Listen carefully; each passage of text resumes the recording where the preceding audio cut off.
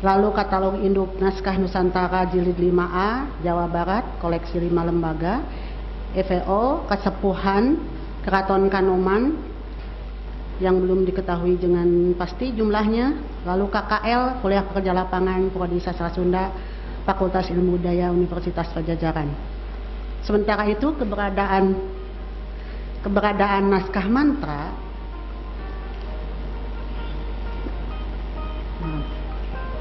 karena sudah dimulai, kita mulai lagi, lanjutkan. Keberadaan naskah mantra tadi, lalu keberadaan naskah mantra itu sendiri, kita tahu bahwa mantra adalah selama ini sastra lisan, tetapi ternyata banyak sekali naskah, ada 76 buah naskah mantra sebagaimana Eka Jati 1988, lalu 16 buah naskah yang 10 dideskripsi sebagaimana tercantum dalam katalogus museum dan perpustakaan, termasuk perpustakaan nasional Republik Indonesia. 6 buah naskah milik perseorangan ditengarai punah jika tidak dilakukan upaya pengkajian. Lalu ini karena hubungannya dengan pangan, saya ambil mantra pertanian. Pemilihan pangan ini berkaitan atau ada dalam tradisi lisan dan tradisi tulis. Tradisi tulis sebagaimana tercantum atau dapat kita baca dalam naskah Sulanjana, Nipohaci, Dewi Sri, Sawarga Loka, Nilokat Mala, dan mantra pertanian.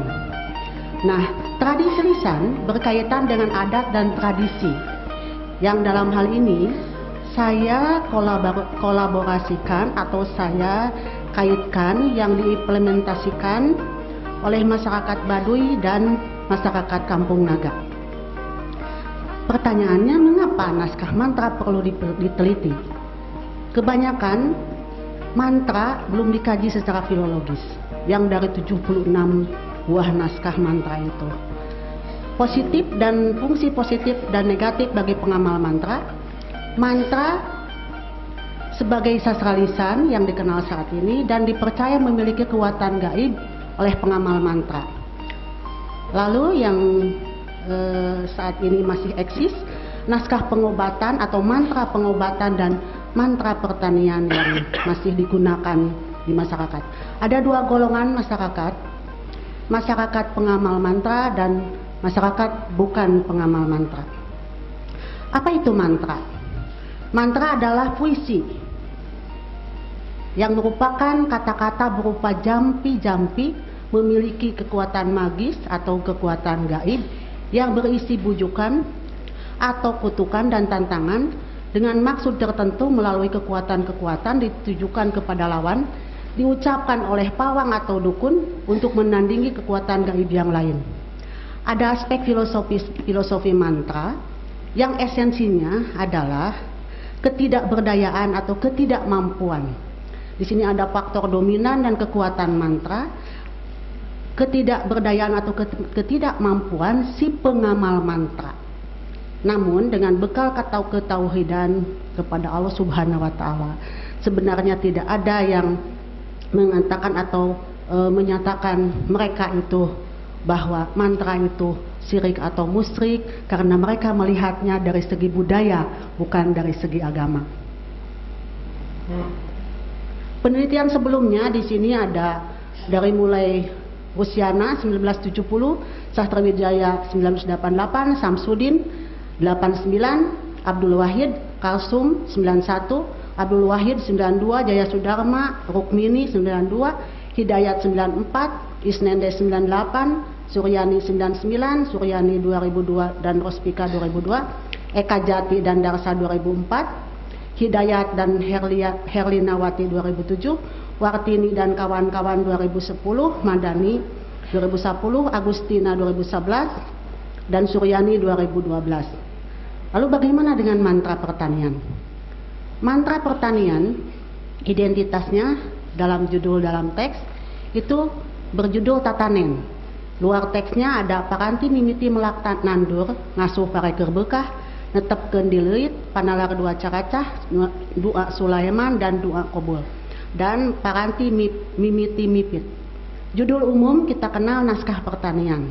Kode naskah 07124, aksara pegon, bahasa ada Sunda dan Arabnya juga ada. Bentuk karangan prosa dan puisi, ukuran sampul 11,6 17,7, halaman 10,8 17 cm, ukuran ruang 11 kali 21,6 cm, jumlah baris 9 baris, bahan dari daluang, tebal naskah 48 halaman, koleksi milik Museum Sri Baduga, Jawa Barat. Nah, pemeliharaan pangan ini berkelindan erat dengan lahan, air, dan juga jaminan lingkungan yang baik dan terpelihara. Tentu saja sumber daya manusia yang andal, kontribusi para petani dan juga pemerintah. Dalam hal ini, kearifan lokal budaya yang menyatu dalam tradisi itu menjadi salah satu faktor berhasilnya Kampung Naga memproduksi padi organik dan yang sekarang diekspor ke beberapa mancanegara. Mantra pertanian sebagaimana terungkap dalam naskah itu dimulai dengan mantra mimiti melak nandur, mimiti macul, lalu mimiti tebar tandur ngasuh pareker bekah, mimiti mipit dan netepkeun di leuit. Ada juga panalar doa caracah, panalar doa Sulaiman, dan punika doa Kobul. Dalam tradisi dan adat istiadat Kampung Naga dan juga Baduy, di sini dikaitkan dengan naskah mantra pertanian. Di Baduy ada yang disebut atau ada ketiga ketentuan, disebut Tritang Tudi Buana, yang terdiri atas Prabu, Rama, dan Resi. Sedangkan di Kampung Naga ada yang disebut Tritang Tudi Bumi, tata wayah, tata lampah, dan tata wilayah. Apa itu Prabu?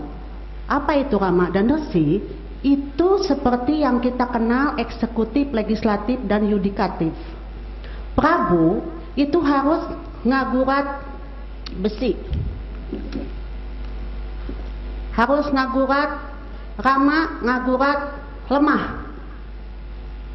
Punten, maaf. Prabu ngagurat batu, Rama ngagurat lemah, Resi ngagurat cai. Nah, Prabu itu eksekutif, dalam hal ini presiden. Lalu Rama itu legislatif, DPRD. Resi itu yudikatif, tapi tokoh agama di sini masuk, jadi peradilan dan tokoh agama. Di masyarakat Baduy itu puun cikertawana, cikesik itu tertentu, sudah tidak seperti sekarang. Misalnya legislatif mengintervensi eksekutif atau legislatif mengintervensi yudikatif. Di sana tidak. Jadi paheyeuk-heyeuk leungeun sauyunan, maaf, sama-sama beriringan, sejalan seirama, satu tujuan, tidak ada yang saling mengintervensi. Jadi betul-betul sistem pemerintahan Sunda masa lalu itu masih ada sekarang kita lihat di masyarakat Baduy. Demikian juga dengan Tritang Tudi Bumi. Ini sama, tata wilayah. Wilayah ada misalnya bagian luar, bagian tengah, bagian dalam. Lalu ada tata lampah. Tata lampah itu tata wilayah itu tadi dibagi-bagi wilayahnya. Tata wayah itu waktu ditentukan. Kapan misalnya harus menanam padi jenis bulu misalnya. Kapan harus memilih atau menanam padi gede. Bibitnya kapan? Itu ada yang disebut Janli, Januari dan Juli. Nah ini kalau saya bandingkan, karena saya kolaborasikan antara naskah dengan tradisi, itu sama. Apa yang dilakukan oleh Kampung Naga dan yang dilakukan oleh masyarakat Baduy itu sebenarnya sejalan dengan naskah yang ditemukan. Nah, tata lampah perilaku masyarakat Baduy atau perilaku masyarakat Naga, Kampung Naga itu sesuai menyatu dengan tradisi dan adat, tidak bisa dipisahkan. Nah, lalu di sini ini mengapa misalnya di Baduy itu tidak pernah kekurangan pangan, karena di sini adat istiadat berkaitan dengan kepercayaan atau religi. Bagi pengamal masyarakat Baduy atau pengamal mantra, mantra itu sama dengan doa. Mereka menganggap mantra itu sama dengan doa di masyarakat Baduy. Mengapa?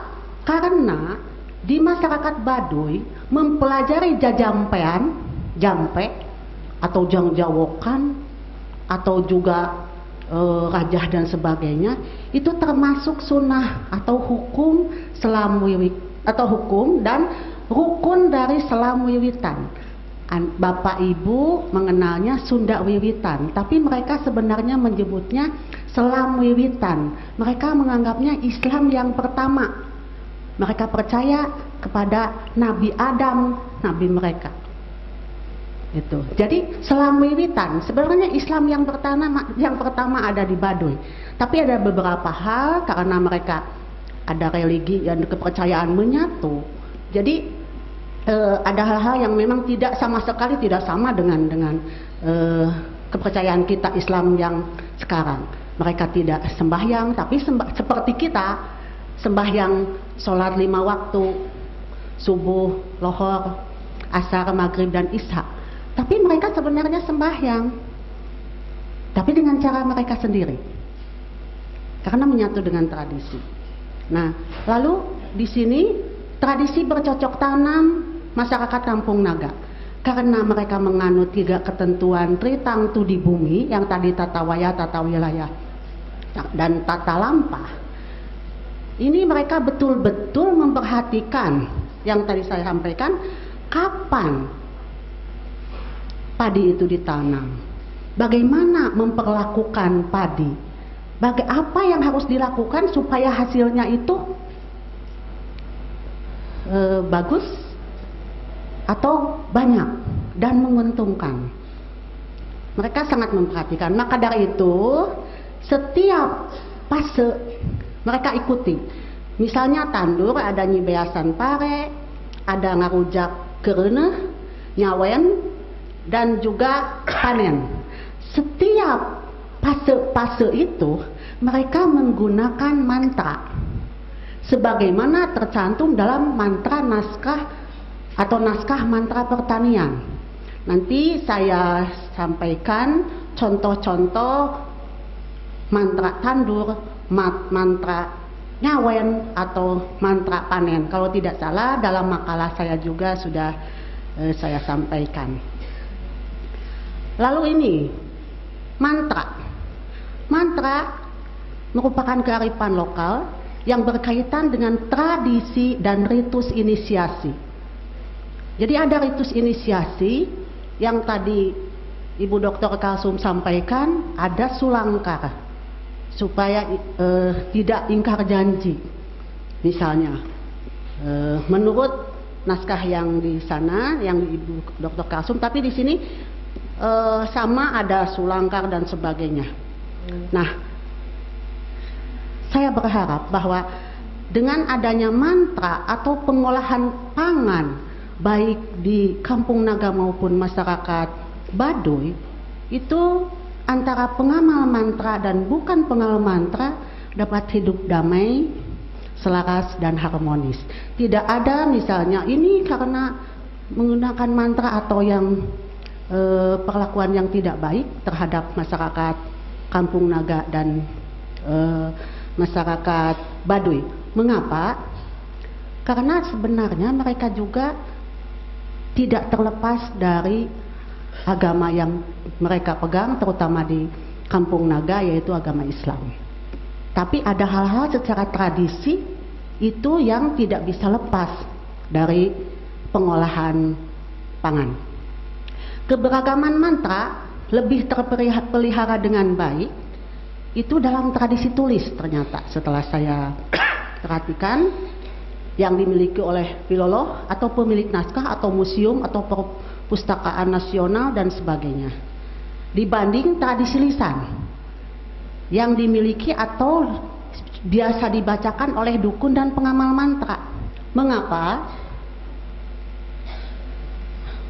Karena mantra yang dimiliki oleh dukun atau pengamal mantra itu hanya beberapa saja yang karena kekuatan otak manusia, tidak mungkin mantra yang saya garap itu 407 buah. Seorang dukun atau pawang tidak mungkin bisa menghafal 407 buah mantra. Jadi hanya beberapa mantra saja yang mereka kuasai, hafal.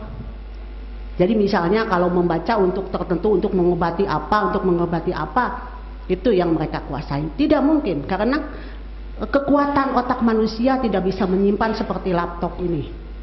Misalnya ada memorinya tertentu.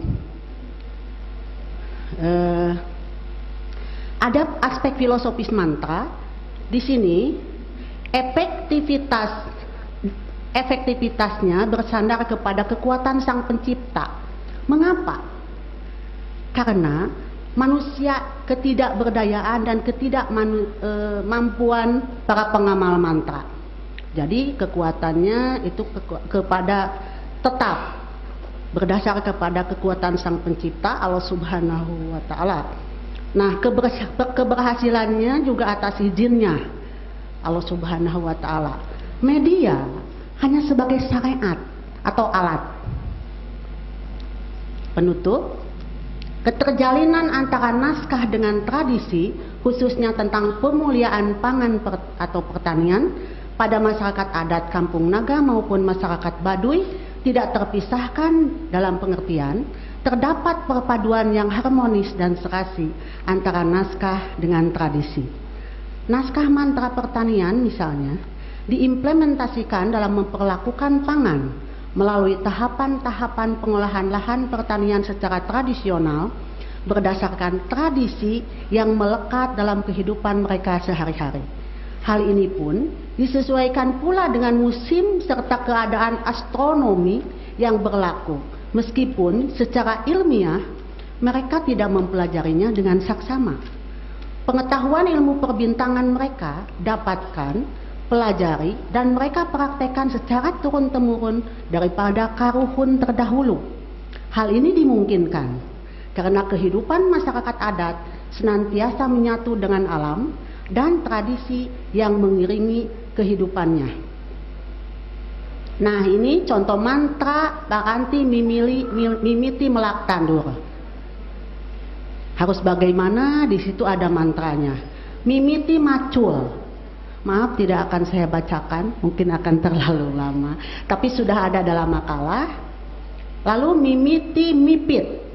Mereka membacakan naskah mantra ini yang terdapat dalam naskah pertanian. Nah, Paranti Netepkeun di Leuit. Ini juga mereka bacakan. Nah, itu tapi kalau misalnya ada pertanyaan, mohon ilmu perbintangan, naskah ilmu perbintangan itu di sana.